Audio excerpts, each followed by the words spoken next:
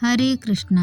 आज हम बात करेंगे भारतीय संस्कृति के एक अनमोल पर्व मकर संक्रांति की। यह पर्व न केवल सूर्यदेव की उपासना, दान और पुण्य का संदेश देता है, अपितु यह ऋतु परिवर्तन का भी एक महत्वपूर्ण प्रतीक है। जी हाँ, इस पर्व में अनेक रोचक पहलू और आध्यात्मिक रहस्य छिपे हुए हैं। तो चलिए आज के इस वीडियो में हम देखते हैं कि इस बार यह मकर संक्रांति का पर्व कब आ रहा है और इस दिन के दान और स्नान करने के शुभ मुहूर्त कौन कौन से हैं। आज के इस वीडियो में हम आपको इस विशेष दिन के कुछ विशेष महत्व के बारे में भी बताएंगे, तो अंत तक इसे अवश्य सुनिए। चलिए आरंभ करते हैं। मकर संक्रांति का पर्व प्रत्येक वर्ष माघ मास की कृष्ण पक्ष की प्रतिपदा तिथि पर आने वाला पर्व है। इस बार मकर संक्रांति का पर्व 14 जनवरी 2025 मंगलवार के दिन आ रहा है। इस दिन प्रातः ब्रह्म मुहूर्त का समय रहेगा सुबह 5:49 और सूर्योदय होगा 7:25 पर। इस दिन से महापुण्यशाली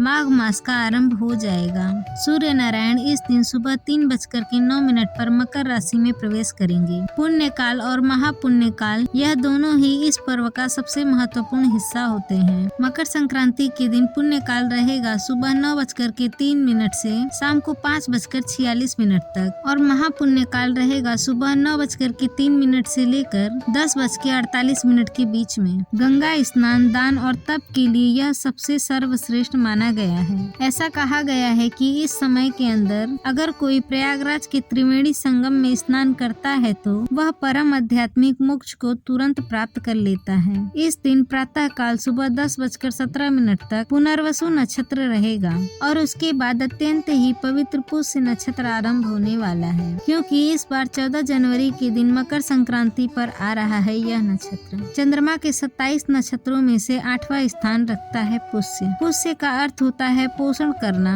और यह नक्षत्र पालन पोषण और सुख समृद्धि से जुड़ा हुआ है। इसीलिए इस पुष्य नक्षत्र को श्रेष्ठतम नक्षत्र भी कहा जाता है। इस नक्षत्र में किए गए कार्य लंबे समय तक फल देने वाले होते हैं। इसे गृह प्रवेश, शिक्षा प्रारंभ और व्यापार की शुरुआत के लिए विशेष रूप से शुभ माना जाता है। यह नक्षत्र समृद्धि, स्वास्थ्य और स्थायित्व प्रदान करता है। पुष्य नक्षत्र लेकिन कितना ही शुभ क्यों न हो, लेकिन इस समय में विवाह कार्य को अशुभ माना जाता है। ज्योतिषीय दृष्टिकोण से देखा जाए तो विवाह के लिए पुष्य नक्षत्र को अनुकूल नहीं समझा जाता। इस नक्षत्र में आभूषण, संपत्ति, वाहन खरीदने को शुभ माना गया है। इसीलिए मकर संक्रांति के दिन आप सुबह 10:17 के बाद सोना, चांदी, मकान, जमीन, वाहन इत्यादि की खरीदारी भी कर सकते हैं। इस दिन अभिजीत मुहूर्त का समय रहेगा प्रातः काल 12:09 से लेकर 12:51 के बीच में। अमृत काल है सुबह 7:55 से 9:29 के बीच में और राहु काल का समय रहेगा दोपहर 3:08 से लेकर 4:27 के बीच में। मकर संक्रांति के दिन विशेष रूप से दान देने का महत्व बताया गया है। संक्रांति के इस समय में दिया गया दान पुण्य मनुष्य को अनंत फल की प्राप्ति करवाता है।